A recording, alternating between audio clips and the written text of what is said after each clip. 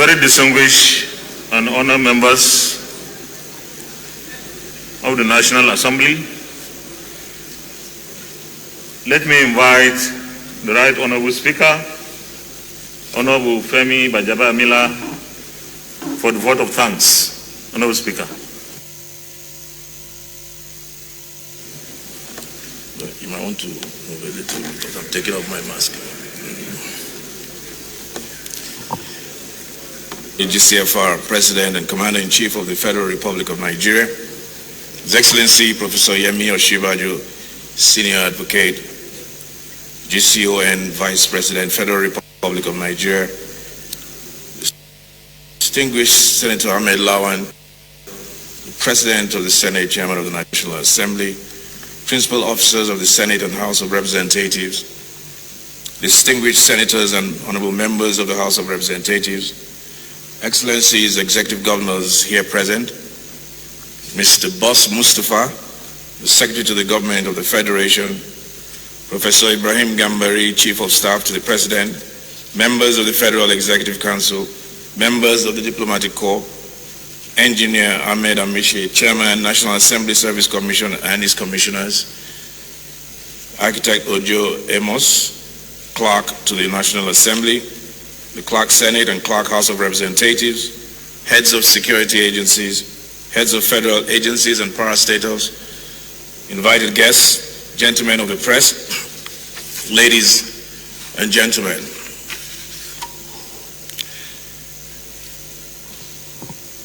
We have once again just witnessed and experienced the beauty and majesty of our democracy. The laying of the budget proposal by Mr. President before the legislature for consideration and approval. On behalf of the Senate and House of Representatives of the Federal Republic of Nigeria, I extend sincere appreciation to His Excellency President Muhammadu Buhari, GCFR, for coming to the House today for this purpose in fulfillment of the obligations of his office. When just over a year ago we gathered in this chamber to receive the budget proposal and begin the appropriation process, we made specific commitments to the Nigerian people. We promised that we would pass the budget promptly, free of the rancor that had bedeviled the process in times past, and we delivered on that promise. I thank my colleagues in the National Assembly for the dedication and commitment they showed last year during the appropriation process. Senators and members of the House of Representatives toiled night and day, sometimes through the night and into the wee hours of the morning, to ensure that we achieved our commitment to return to the January to December budget cycle as envisaged by the Constitution.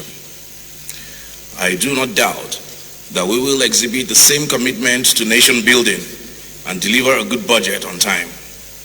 We cannot afford a return to the old practices, and we must do everything in our power to avoid such an outcome. We also promised to pass a budget that reflected our priorities: healthcare, education, public infrastructure, and the development of an economy that is less dependent on fossil fuels and gives to all Nigerians the ability to achieve their dreams equal to their effort and commitment. We kept that promise too. We recognize that more needs to be done, and I assure all the Nigerian people that we will continue in this regard. Let me also use this opportunity to announce a new protocol in the House. Henceforth, all ministries, departments, and agencies who come to defend their budget or their budget proposals will do so without their security details present. We must take this course of action to prevent the unacceptable proliferation of sidearms in the hearing rooms during such engagements. Additionally, the House intends to adhere to the COVID-19 social distancing protocols, and we need to be able to limit the numbers of people in these hearing rooms at any point in time. The world changes quickly, often without notice, and always with consequences. We have learned this lesson at a high cost in the past few months, and we must ensure that the lessons learned are reflected in the budget that emerges from the appropriations process. We must make sure that we are better prepared for next time, because there will be the next time. The reality of globalization and the connected interdependence of nations means that there will always be something on the horizon that threatens to destabilize our world. Let us move forward in this certainty and make sure that we are prepared for the future, whatever it may bring.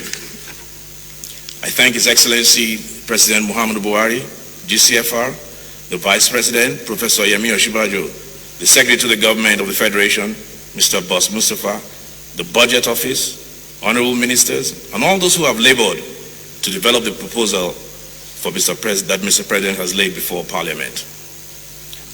I believe I speak on behalf of the entire National Assembly in assuring you that the proposal will receive thorough and speedy consideration.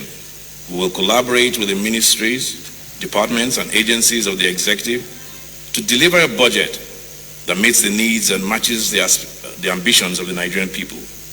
And we will hold ourselves in the legislature to the highest standard of integrity, so that our deliberations and contributions to this process are motivated only by considerations of the best interests of the Nigerian people.